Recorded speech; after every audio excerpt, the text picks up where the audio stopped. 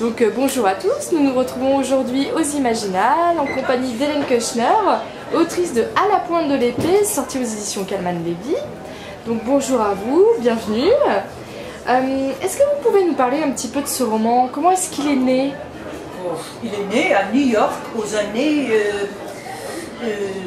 80, vraiment. Et en cette époque, New York était très très dangereux, vraiment dangereux.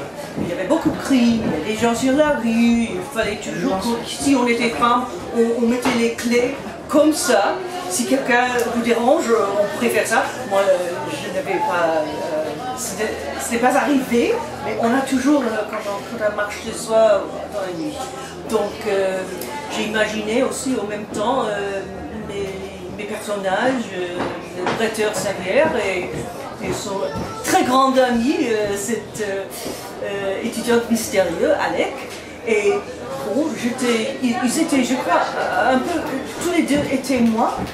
L'un qui avait toujours peur de violence et l'autre qui pouvait, sans rien, tuer quelqu'un s'il lui dérange. Donc c'est finalement deux facettes d'une même pièce, ces deux personnages. De mon caractère, vraiment. D'accord, ça vient... C'est ce que j'étais vraiment et c'est ce que je voulais être. D'accord. Donc, donc finalement vous auriez eu maille à partir avec un voyou, coup de clé direct. J'espère que oui, on est des jeunes. Vous pouvez nous dire quelques mots sur l'intrigue, les personnages un petit peu, qu'est-ce qui se passe dans ce roman? Alors, c'était un peu pour faire une challenge. Mon français, c'est pas parfait. Il s'agit des gens, de deux sortes de gens. Les uns sont à bord de l'eau, c'est une petite îlande au milieu de la fleuve et c'est très très ancien. Et c'est là qu'habitent les pauvres et les malins et les criminels. Et les criminels très élégants, il faut vous dire que quand j'ai vu le film Les Enfants du Paradis, j'ai pensé, c'est moi, c'est la boulevard de crime dans cette petite île. Voilà. Et puis il y a les aristos qui habitent sur la colline. Ils ont toujours besoin des bretteurs. Car les aristos, l'aspect de fantaisie, le seul aspect de fantaisie dans ce roman, c'est que l'aristo ne se battent pas l'un contre l'autre. Ils ont des bretteurs qui paient pour faire ces petites batailles, les intrigues, les insultes, tout ça. Et le meilleur de ces bretteurs, c'est le bretteur Richard Saint-Pierre. Et il est tellement bon que personne ne veut lui combattre, où il habite à Bordeaux. Donc, car il y a beaucoup de bretteurs et des pauvres là, mais son ami Alec, il est très très fâché. Il veut peut-être mourir, il veut bien sûr que les autres mourissent, qu'il déteste les gens lâches, les gens menteurs, comme ça. Alors il les provoque. Dès que les autres gens lui font du, je ne sais pas, challenge le provoque? Il le provoque et les autres disent alors je vais te tuer. Tu veux te battre? Tu veux te battre, oui, c'est ça. Et ben on va se il dit battre. non, mais pas moi, mais cet ami Saint-Pierre, il peut te battre. Et puis ils se battent, ils se tuent et voilà. Ah, c'est pratique. Ouais. Moi, on se tue pas, enfin, les aristocrates se tuent pas, ils se tuent entre eux, mais... Mais c'est toujours aussi de l'honneur, surtout pour lui, pour Xavier, il est fier, ce monsieur, il est fier, il est honnête, comme bretteur et assassin peut-être honnête, et il y a des gens sur la colline qui essaient de lui manipuler, on dirait, et de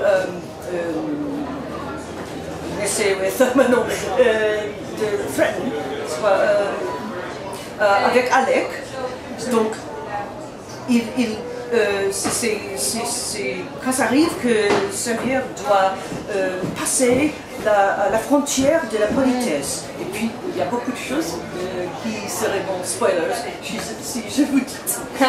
On va peut-être s'arrêter là, alors pas de pause, pas de spoilers, c'est dommage. Quoique, vu que À la pointe de l'épée, c'est le premier tome d'une trilogie. Est-ce que vous avez déjà tout écrit? Est-ce que c'est en cours? Non, pas du tout. C'est, pour le moment, c'est une trilogie. Et c'est tout écrit, pas en ordre de... pas l'écrit, mais c'est en anglais, on ne peut pas le trouver sauf en anglais. La première, c'est La Pointe de l'épée, qui était très très bien traduite par M. Patrick Marcel.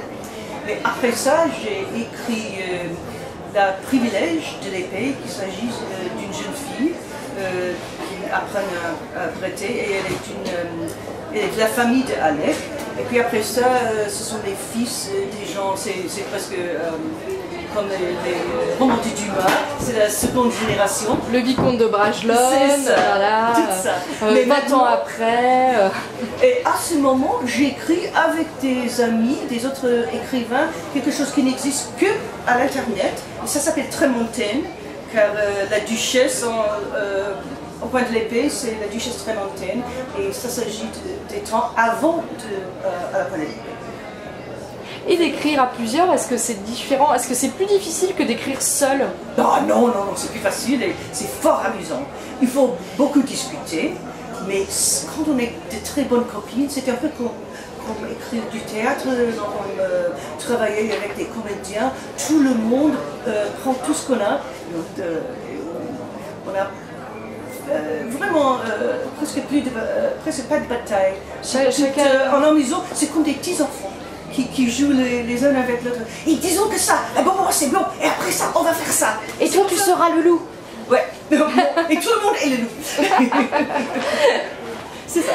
Et après aussi, j'ai écrit beaucoup de petites nouvelles. Il y a une, j'ai trouvé, qui a gagné le prix imaginaire au 1914. Qu'il s'agit de Saint-Pierre, quand il était jeune, je crois que c'était celle-ci.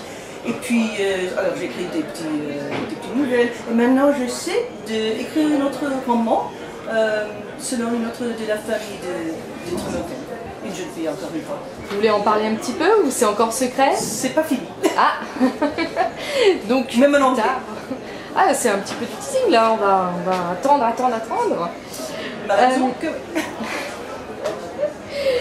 D'ailleurs, finalement, j'ai déjà ma réponse à ma prochaine question, puisque c'était sur le préquel de la trilogie, donc Trémontaine The Complete Season Run. Mon accent anglais est absolument abominable. Et la question c'était, est-ce que c'était votre dernière incursion dans cet univers, ou est-ce que vous pensiez écrire d'autres romans? Mais a priori, oui. C'est difficile à quitter cette ville et ces gens, et cette famille. Et je m'inquiétais que ce n'est vraiment pas alors d'abord, il faut savoir que ce n'est pas une trilogie, il n'y a que 3, mais ça va changer.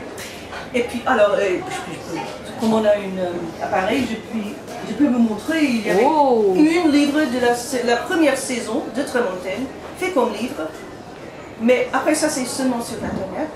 D'accord. Et nous écrivons, moi et mes copines et copains, la 4e saison maintenant. Ça se passe et ça va arriver, je crois, au mois de septembre.